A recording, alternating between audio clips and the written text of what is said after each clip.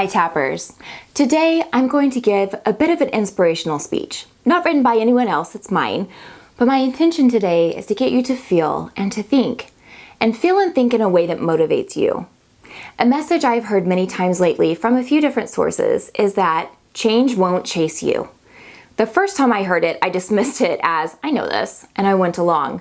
The second time, I felt annoyed. I know. The third time, it hit a place that I don't think it's reached before. What I felt, Tappers, is that the change, and yes, this is cliche as well, the change is always right outside of the comfort zone. Stay with me. What struck me was to finally ask, well, what determines my comfort zone, rather than where is my comfort zone? The answer, of course, is the subby. And the comfort zone of the subby is the past, meaning all of your current routines that you have already established that it has running on automatic. This means that if you want it, whatever it is, and you don't already have it, it's highly unlikely to just fall at your feet and have you stumble over it, or, to be more clear, to accidentally integrate it. The subby is constantly on alert to prevent you from stumbling or inadvertently incorporating anything, even something great. You are built to have automatic processes. 95% of your brain functions on the necessary ability to run in habits. I'm gonna geek out on you for a second, okay? Here's some anatomy nerding as an example for what I mean. Each muscle in your body isn't one solid mass. It is thousands of individual strands of mechanisms which are all wrapped together in bundles. It's called a fasciculus to work as a whole, but each are individually contracting. So each individual muscle fiber has sensory organs which signal to contract or extend, and they signal to the part of the muscle that contracts, that's called the sarcomere. And in order to follow through with that command, the body uses calcium and potassium ions to flex and extend. And the dance is actually more complicated and more beautiful than that in how the calcium and potassium is used, but I'll stop there. So just deciding to do this takes a ton of coordination and resource inside the body. If the brain had to think about how or what way to do that every time, it would be a disaster. The subby is a well-oiled machine. It gets more efficient with the habits and the structures that it's given over time. That's how you can intentionally learn something new and be really bad at it at first. But after you do it for so long, your body just seems to do it without you thinking about it. You, the 5% conscious you, aren't thinking about it anymore at that point. The 95% of you, the subconscious, is, because you have sufficiently demonstrated that it's an important occurrence and the subby incorporated it as a habit.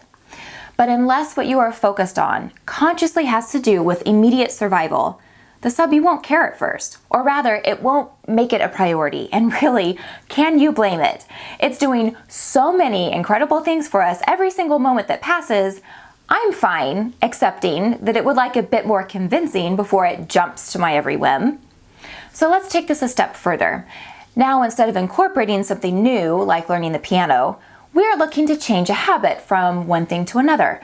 Let's pick something complicated like eating. Let's say we want to eat less sugar. Now, you are asking the subby to change a part of its well-balanced, according to it, system and potentially mess with the resource supply for all of those stress chemicals that you're probably running on. This is going to freak the subby out. You are intentionally putting yourself at risk, it will say. Danger, danger. You are messing with a well-established habit that I've become highly skilled at implementing, so I'm going to throw out all of these irrational behaviors at you, trying my best to derail you from this highly dangerous decision. Pop quiz. When you have 5% of something against the 95% of something, what is more likely to succeed? Oh, and the 95% of something is a literal million times stronger and knows all of your weak points. That's why when you fail, it feels crappy, but also comforting. So that's the think part of what I wanted to give you. Here's the feel. Now will always be a place that you are trying to figure out because it hasn't happened yet. And our gauge for what that might be is what we've previously experienced. And some of you have had some pretty intense input that makes figuring anything out feel very scary and big and dangerous. And that's okay. That means your brain worked the way it was made to and you survived. change won't chase you because the vast majority of you isn't functioning that way. And while it will always meet you at the very least with some nervousness or at most sheer terror, you are equipped to support your subby into feeling much more comfortable with change when you decide to go for it, so your resistance to it is greatly diminished or eliminated. Your subby is asking for support when you feel uncomfortable, and tapping speaks its language. Let it know it's okay. Your subby's not your enemy. It's there to protect you and guide you and support you through all of what you choose. But it needs your input too sometimes to determine what's best and what's real for right now. And is willing to talk to you. You know that because you feel.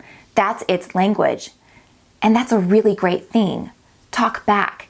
Befriend this amazing part of you. Hold its hand. Tell it it's doing a great job as you step into change.